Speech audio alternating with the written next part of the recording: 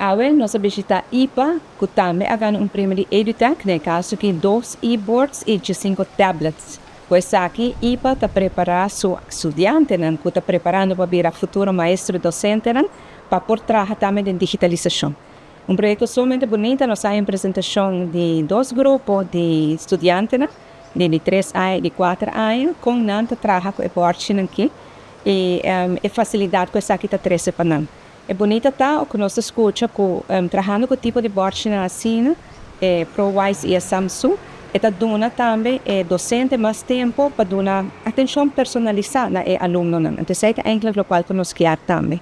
Porque eu vou impressionar com a braça digitalização aqui na em verdade nós temos que usar para ancrar essa aqui tem lei, tem currículo para assinar e não algo mais que é opcional, sino algo que vira standard, tem enseñanza de hoje em adelante. Me felicito IPA por ganhar o projeto aqui na me hopi contente e hopi orgulhoso que através do projeto de EduTech de nosso Ministério de Inovação nós podemos contribuir nessa aqui.